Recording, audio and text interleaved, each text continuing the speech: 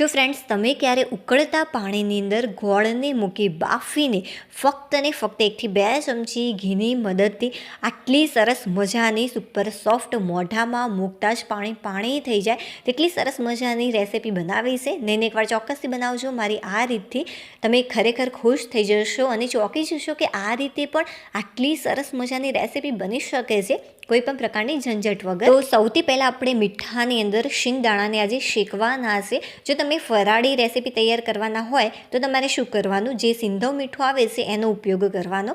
તો જો ફ્રેન્ડ્સ તમે આની અંદર પ્રોપર માપનો ઉપયોગ કરશો તો પહેલી વારમાં એકદમ પરફેક્ટ જ આનો ટેસ્ટ લાગશે અને પહેલી વારમાં એકદમ પરફેક્ટ જ આ રેસીપી બનીને તૈયાર થશે. તો અડધી વાટકી જેટલા સૌથી પહેલાં મેં કાચા શિંગદાણા લીધા છે.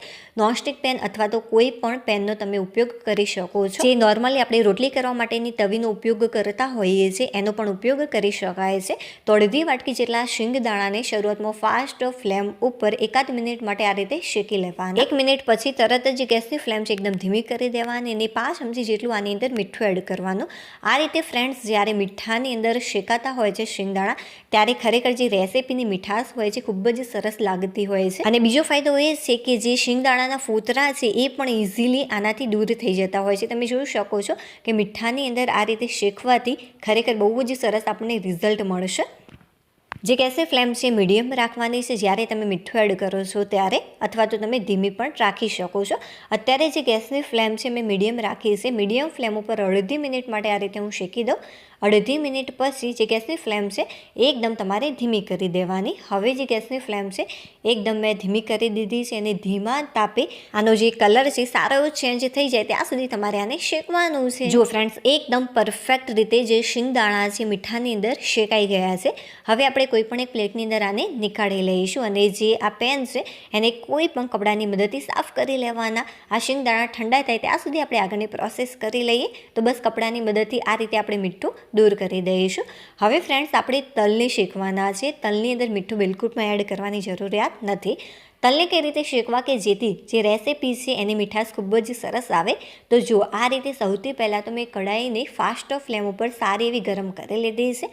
હવે આપણે આની અંદર જે વાટકીની મદદથી તમે શિંગદાણા લીધા હોય બસ એ જ વાટકીની મદદથી તમારે અડધી વાટકી ભરીને તલ એડ કરવાના છે. જો કદાચ 1-2 ચમચી જેટલા શિંગદાણા કે 1-2 ચમચી જેટલા તલ વધારે એડ થઈ જાય તો એનાથી કંઈ જ ફરક નહીં પડે. બટ આ બહુ જ બધા વધારે ક્વોન્ટિટીમાં એડ નહીં કરી દેતા. જે નોનસ્ટિક પેન છે સારી એવી ગરમ થઈ ગઈ હતી. ત્યારબાદ મેં આ જે તલ છે આની અંદર ઉમેરી જે ગેસની ફ્લેમ છે એકદમ ધીમી કરી દીધી અને ધીમા તાપે સરસ મજાના તલને શેકવાના છે. જો તમે ફાસ્ટ ફ્લેમ રાખશો તો જે તલ છે ઉછળીને બહાર આવશે. એટલા માટે ધીમા તાપે સારી રીતે આને શેકવા ખૂબ જ જરૂરી છે. જો તમે આ રીતે આ પ્રોસેસથી તલને શેકશો તો અંદર સુધી આની જે કચાશ છે દૂર થઈ જશે અને ખૂબ જ સરસ રેસીપીની મીઠાશ આવશે. બહુ વધારે પડતા કૂક કરવાની જરૂરિયાત નથી. થોડોક ઉપરનો કલર ચેન્જ થઈ જાય ત્યાં સુધી આપણે તલને શેકી લઈશું. જો સરસ મજાના તલ શેકાઈ ગયા છે, બિલકુલ પણ કાળા નથી પડ્યા. આટલો કલર ઇનફ છે. હવે આને પણ આપણે કોઈ પણ એક પ્લેટની અંદર નીકાળી લઈશું. તલ અને શીંગને એકદમ ઠંડુ કરવું ખૂબ જ જરૂરી છે. ચાલો હવે કોઈ પણ એક સ્ટીલનું આપણે વાસણ લઈ લઈશું. તો અત્યારે મેં એક મોટી સાઇઝનો વાટકો લીધો છે. તેની અંદર આપણે 1 વાટકી ભરીને ઝીણો ચોપ કરેલો ગોળ એડ કરીશું. અત્યારે મેં દેશી ગોળનો ઉપયોગ કર્યો છે. તમે જે સાદો ગોળ આવે છે એનો પણ ઉપયોગ કરી શકો છો. જો સરસ મજાનો મેં એને આ રીતે એકદમ ઝીણો ચોપ કર્યો છે કે જેથી આ ઝડપથી કૂક થઈ જાય. કુકરની અંદર મેં પાણીને ગરમ કરવા મૂક્યું હતું. જે કુકર છે મોટી સાઇઝનું તમારે ઉપયોગમાં લેવાનું બને ત્યાં સુધી. હવે કોઈ પણ એક સ્ટેન્ડ અથવા તો વાટકીને તમારે ઊંધી મૂકી દેવાની અને ત્યારબાદ જે ગોળ છે કટ કરેલો એ આની અંદર મૂકી જે ઢાંકણ છે એ તમારે આ રીતે ઢાંકી દેવાનું કે જેથી બિલકુલ પણ ગોળની અંદર પાણી ન પડે. હવે કુકરનું ઢાંકણ બંધ કરી અને 1 થી 2 વિસલ માટે આને કૂક કરીશું. મેં 2 વિસલ માટે મીડિયમ ફ્લેમ ઉપર આને કૂક કર્યું છે. તરત જે ગેસની ફ્લેમ છે એને આપણે બંધ કરી દઈશું. જે શિંગદાણા છે સરસ મજાના ઠંડા થઈ ગયા છે. હવે જે ફોતરા છે ફ્રેન્ડ્સ તમે જોઈ શકો છો એકદમ ઇઝીલી આ દૂર થઈ જશે. જો બધા જ ફોતરા મેં દૂર કરી દીધા છે. ફોતરાને આપણે કઈ રીતે એકદમ ઝડપથી દૂર કરી શકીએ છીએ એના માટેની એક ટ્રીક છે. તમારે શું કરવાનું, જે તળવા માટેનો જારો આવે છે એનો ઉપયોગ કરવાનો. જુઓ તમે આ રીતે અને હલકું હલાવશો તો બધા જે ફોતરા છે એ પ્લેટની અંદર નીચે પડી જશે. જુઓ એકદમ ઇઝીલી તમે આ રીતે ફોતરાને દૂર કરી શકો છો.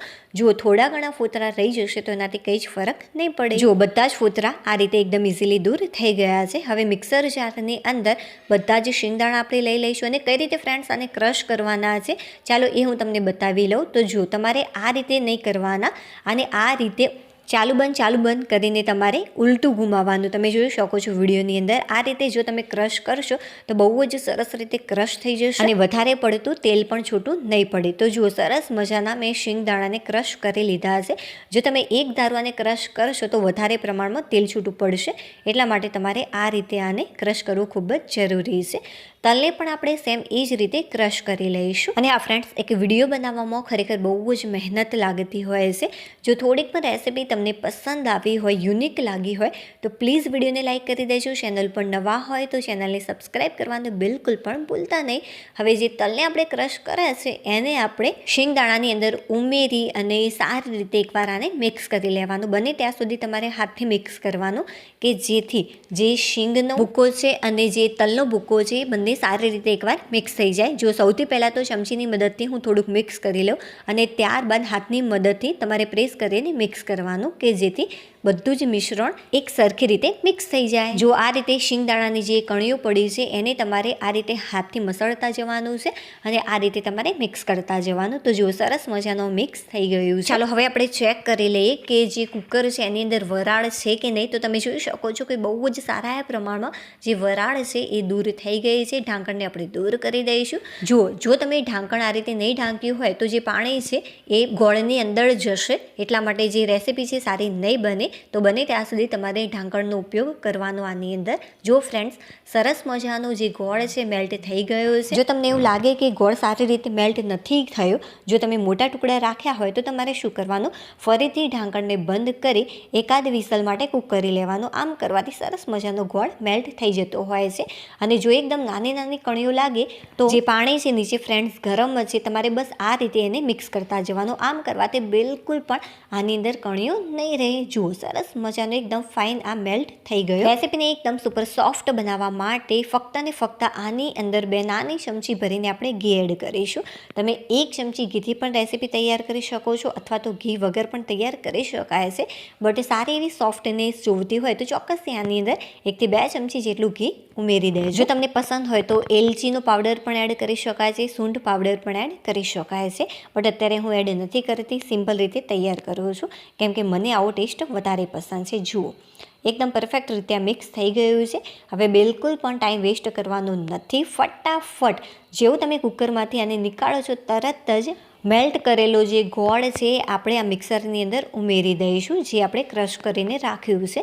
તેને સૌથી પહેલાં તો એક મોટા બાઉલની અંદર નીકાળી લઈશું કે જેથી મિક્સ કરતાં આપણને ફાવે. જો આપણે જે મેલ્ટ કર્યો છે ગોળ એ ઠંડો પડી જશે તો રેસીપી સારી નહીં બને. મતલબ કે જે ગોળ છે મેલ્ટ કરેલો કડક થઈ જશે. તમે જોઈ શકો છો કે થોડીક જ વારની અંદર જે ગોળ છે કડક થવા લાગ્યો છે. તરત જ આપણે સૌથી પહેલાં તો ચમચીની મદદથી મિક્સ કરવાનું કેમ કે જે ગોળ છે ગરમ છે એટલા માટે, અને ત્યારબાદ આપણે હાથની મદદથી મિક્સ કરી લઈશું. જો ફ્રેન્ડ્સ કેટલું સરસ મજાનું એકદમ સોફ્ટ બનીને આપણું મિક્સર તૈયાર થયું છે.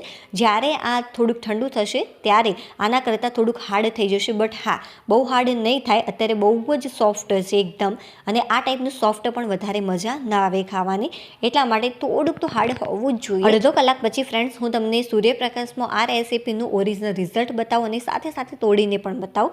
જો એકદમ પરફેક્ટ રીતે આ થઈ ગયું છે. તમે આને કોઈ પણ પ્લેટની અંદર ઘીથી ગ્રીસ કરેલી પ્લેટ હોય એની અંદર તમે નીકાળી શકો છો. અત્યારે હું બટર પેપરનો ઉપયોગ કરી રહી છું, જેની અંદર મેં થોડુંક ઘી લગાવીને રાખ્યું હતું પહેલેથી જ. હવે સારી રીતે સેટ કરી ઉપરથી થોડીક બદામની કતરણ આ રીતે પાથરી દઈશું. અડધો કલાક પછી આને કટ કરી લેવાનું. અડધો કલાક જેટલો ટાઈમ થઈ ગયો છે. હવે આપણે આને કટ કરી દઈશું. અડધો કલાકમાં મૂકતા જ પાણી થઈ જશે. સરસ મજાની જે આની સોફ્ટનેસ છે જળવાઈ રહી છે, બહુ જ હાર્ડ નહીં થાય. જો ફ્રેન્ડ્સ તમે આ રીતે ગોળ ઘીનો પાયો કર્યા વગર શિંગદાણા અને તલની સુખડી તૈયાર કરશો તો એકદમ આસાની પણ રહેશે, ટેસ્ટમાં પણ ખૂબ જ સરસ લાગે છે. વાવ ફ્રેન્ડ્સ, ખરેખર. ચાલો હવે આપણે ફરીથી મળીશું એક નવી ટેસ્ટ અને હેલ્ધી રેસીપી સાથે. ત્યાં સુધી બાય.